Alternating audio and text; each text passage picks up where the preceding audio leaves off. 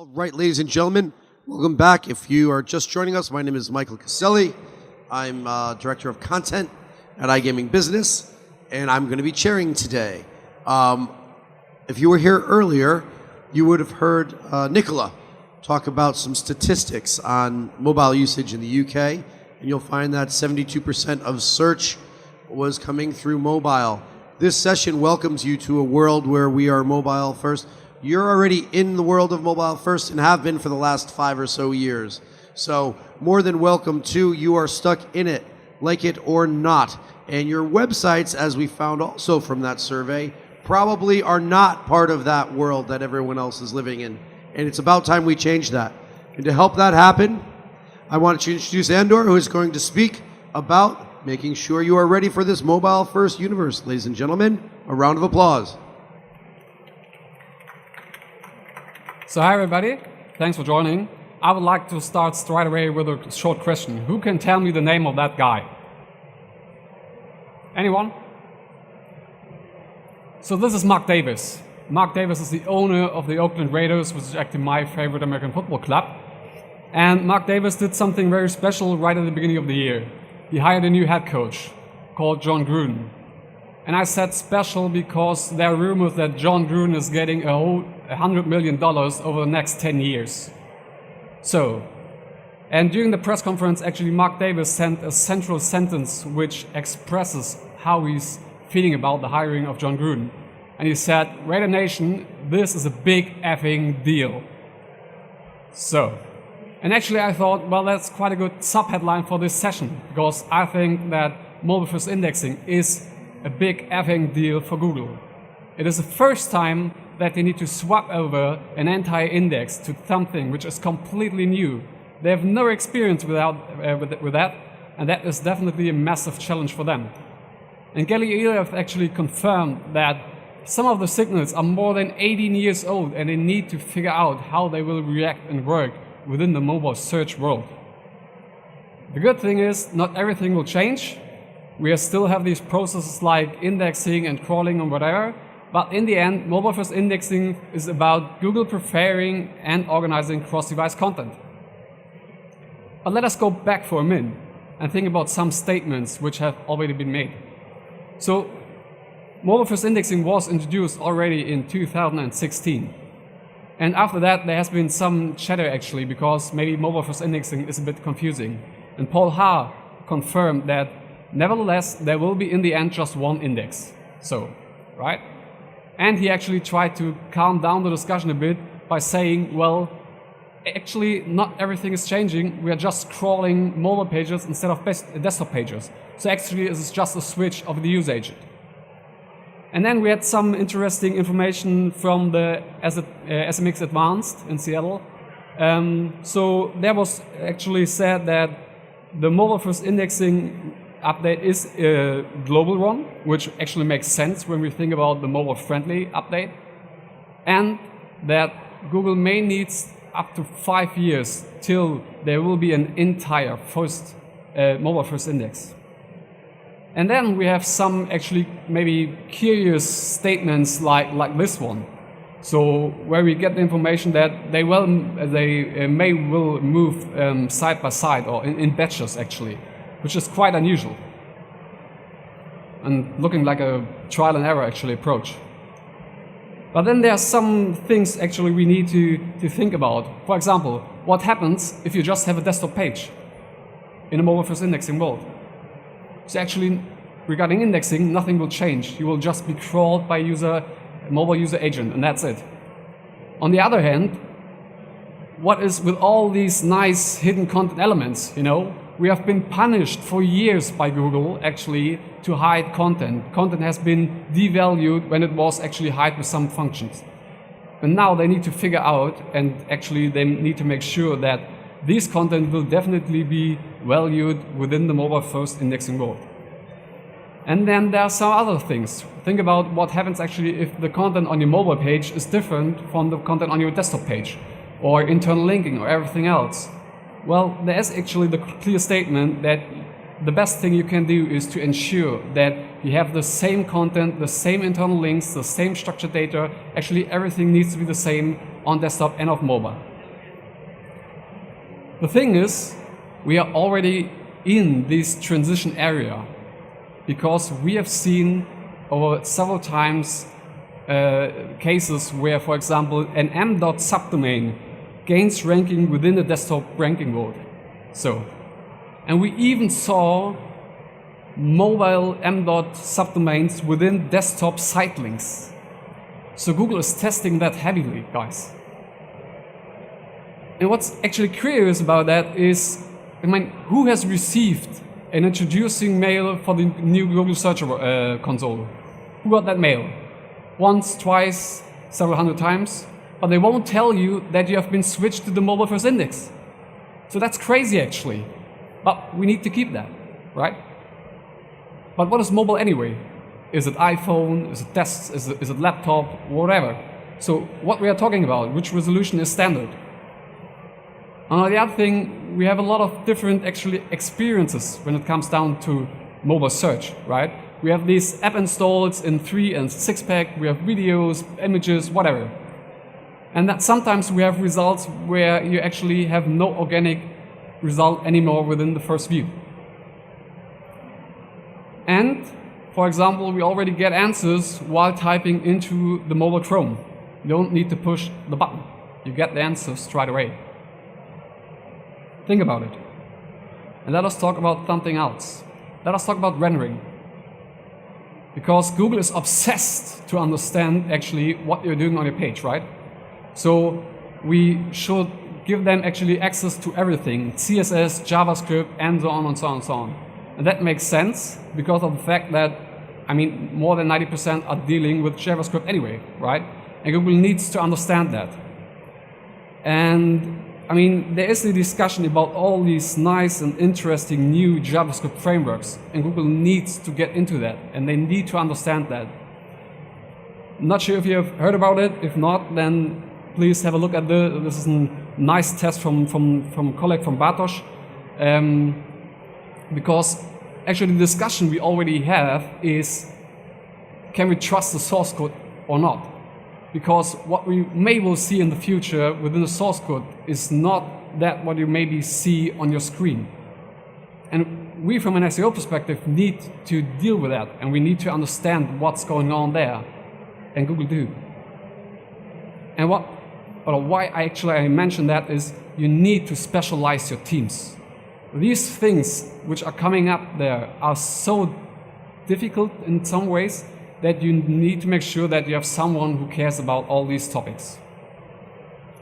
And when we talk about rendering, we actually talk about resolutions.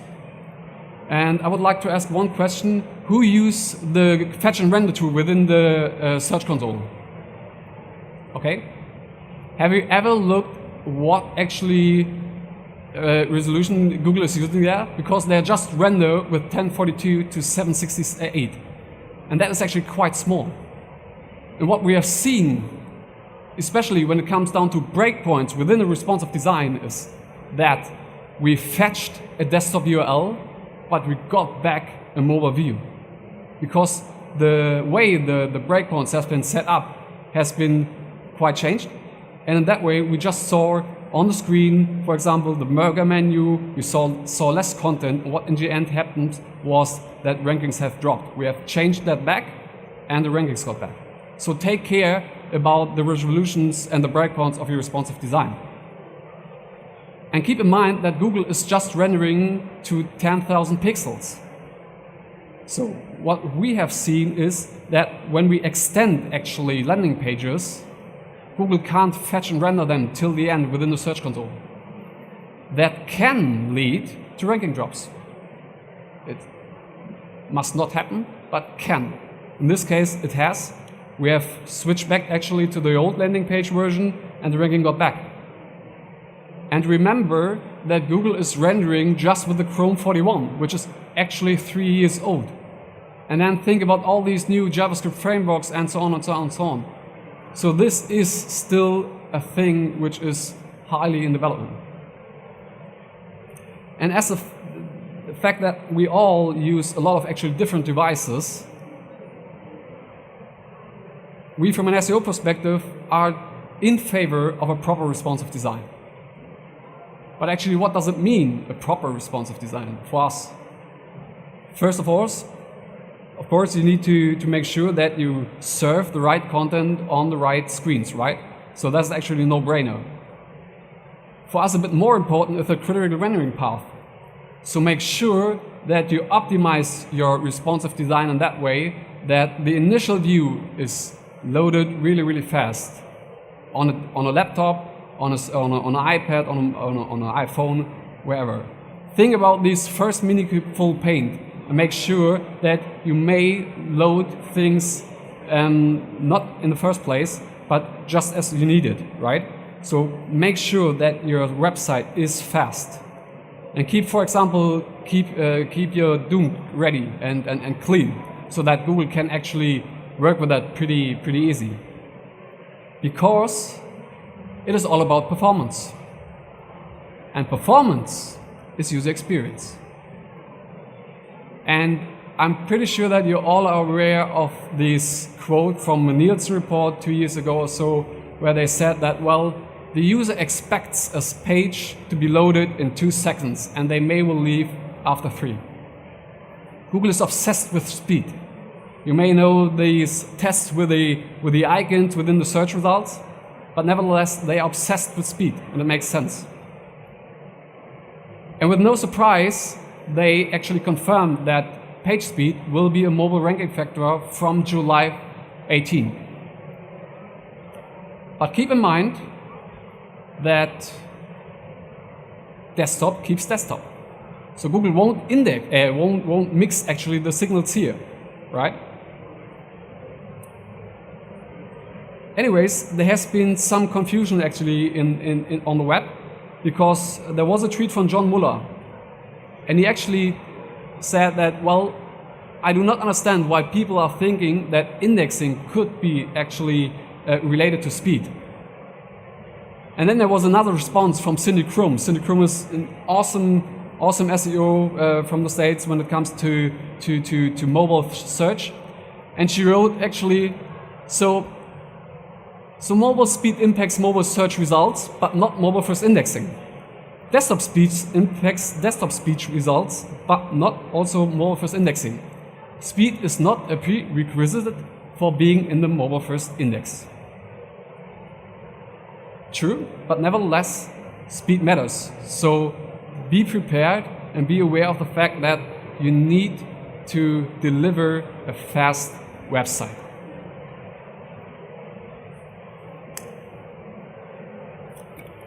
Let us talk about something else. Let us talk about HTTPS. I think Nikolai already mentioned that. I mean, there has been this thing in the past, right? I have never believed that, to be honest. And actually, Gary Ilias said once that they have declined this idea. But what I actually do care about is an insecure warning within the Chrome, or maybe in the future within the search results. So there is no reason why you should not switch on HTTPS if you are not there at the moment. The top 3 results that comes from SEMrush ranking factor actually are already on HTTPS. So again, think about it, and if you're not already within a migration process, or you're not already migrated to HTTPS, do that as fast as you can, and think about HTTPS 2 as well, because it is much faster in some ways. And if you not at all within that topic actually, then there are some quite good resources. This one is from Philly Wiese. He will join us actually on the panel later today. Just keep in mind, you need to be prepared, you need to take care about that, because otherwise you will have actually no chance in the future regarding the mobile first world. And then let us talk about AMPs for a minute. I mean, who has worked with AMPs already? So some few. I will not go too deep into that. Just want to highlight some facts actually. So keep in mind, AMPs are actually a very stripped down version of an HTML. And there has not been so many functions actually with AMP in the first place. You couldn't actually do so much with that, but Google is definitely involving that thing. The big advantage again here for AMP is that it is damn fast. And again, we are talking about speed, right? Within the mobile world, because it is a mobile SERP element. And AMP's gained quite a bit of momentum actually. So they have showing it in the image results. Then they did something with the receipt carousel, and so on and so on and so on. Of course, not everyone is happy with that. We know that, yeah. Even or especially publishers and so on have a big problem with AMPs and with the function it has at the moment. But be pretty sure, at least I believe in that AMP is evolving, that Google will force that we will see that actually within e-commerce as well in the near future. And maybe you should have an eye within your audience, within your audience when it comes down to all these different SERP elements. Maybe you not need to do that by now, but be prepared, you know, have an eye on that and be prepared. And don't be actually surprised when you see the first things there. Google is constantly updating its requirements regarding AMPs. So we can expect there is a lot more actually to come. And when it comes down to speed, again, then keep in mind that your AMP page will be taken into account. And when you mess it up, and your AMP page is lower, for example, than your mobile page, then your AMP page will be taken into account. So if you do AMP, keep in mind that this one needs to be pretty fast. And if you have no AMP at all, then maybe Google will help you. At least there are some tests to auto-convert websites to an AMP version, right? Maybe some of you have already seen that. So,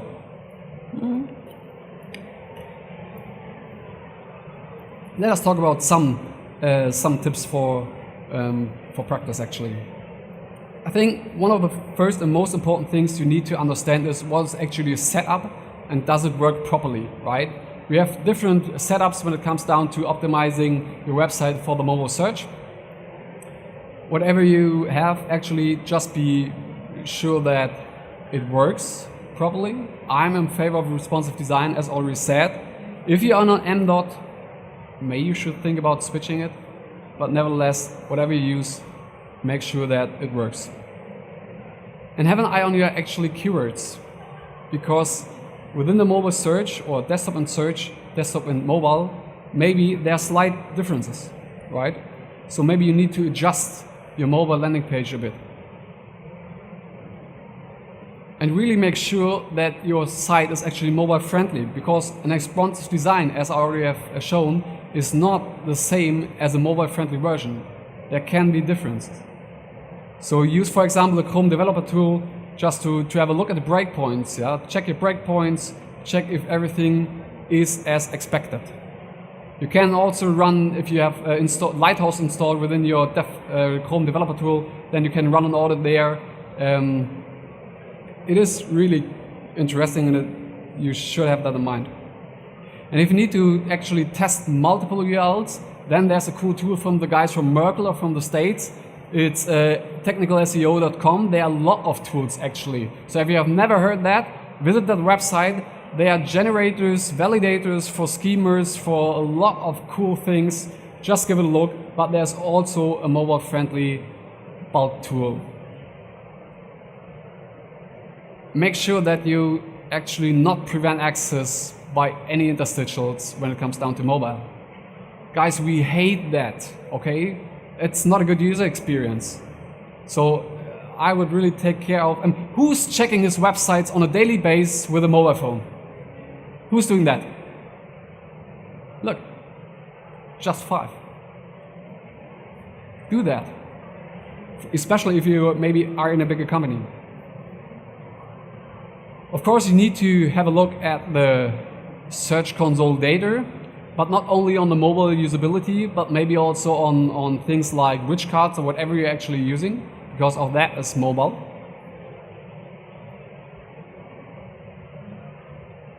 Look and test the fetch and rendering tool, guys. And look at with a mobile actually crawler. Yeah, there too, not desktop, but mobile. And really take a precisely look at what you are seeing. It takes us 3 times, to be honest, to detect that what we have seen was the mobile version. We have been so blind in the first place that we fetched that site with a desktop crawler, and we have really need 2 or 3 times to react or to understand that what Google is showing us was the mobile version. Who does know these tool actually, this new Google tool? Who knows that? Okay, only just a few. Give it a try, because there are 2 interesting things. The first thing is, during the time the analysis is being made, look at the topics they are telling you at the right spot. It's quite interesting what they are talking about there, and give it a think about it. The other thing is, if we look at the results, I mean, maybe it's not to see it on first place, but they are connecting speed with the estimated loss of visitors. So there's right in your face that speed, or actually less, or a slow page, will cost you visitors within the mobile world. What you definitely should do is set up an actually health or monitoring system when it comes down to mobile. So I love DeepCrawl for that, to be honest, because they are standardized some configurations already within there. You can maybe use other tools. You can enrich actually that, for example, with mobile log files, with mobile traffic and so on, and you can actually detect if you have problems technically or whatever on your mobile page. We do that for every client since, I don't know, some month maybe. But nevertheless, you need to actually set up and a workflow for you to make sure that whatever you're doing, it shouldn't harm your mobile setup. And who has maybe never used to, ever tried to render its own website with the mobile bot, then maybe you should give Screaming Frog a try, because they have already implemented a JavaScript rendering, where you then can see how your page is actually looking with the mobile crawler.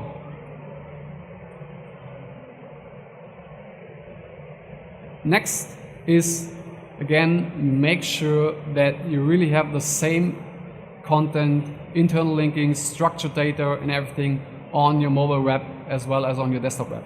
So make sure there are actually no difference to actually prevent that you maybe have problems during this mobile first indexing. And last but not least, and that's my last slide actually, don't effing panic. It is just a mobile user agent switch, right? Be prepared. And that's it. Thanks.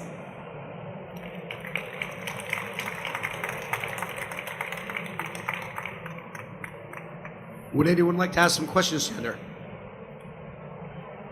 Yes. Thanks. Great presentation. Thanks. I want to ask you about, about before 6-7 months was very important TTFB, time to first byte. Now everybody talk about TTFC, time to first content. What you recommend for all of us? First meaningful paint. First meaningful paint. That is actually what I would look for. Sorry, could you say that again? I didn't hear you. First meaningful paint. First meaningful paint. So, who has never used Lighthouse? Lighthouse is an extension within the Chrome developer tool. Have a look at that, Google that, try it, look, trail radius, whatever. Get familiar with that, and yeah, take a look at that. First meaningful paint. what's a good time for first meaningful pain? How many seconds? Under a second? Second is far too much. Seconds too much. Too much. So what would you shoot for? It is difficult to say actually that, but I would think maybe something between half. Half a second. Okay, good. More questions? Okay, I've got a big one. We're talking about mobile a lot. We're talking about mobile 2 or 3 times already this morning, and it's our first day. Why are we talking about mobile so much, and why are we optimizing for mobile so much if screenless and voice search is the future? Good question. I mean,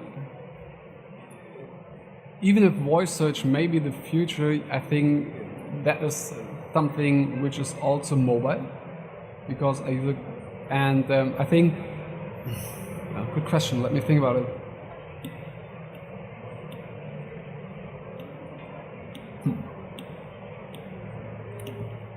Do you think the mobile search algorithms are being planned out in advance to also work with voice search? I mean, the problem Google still have is that they need, for example, things like structured data, right?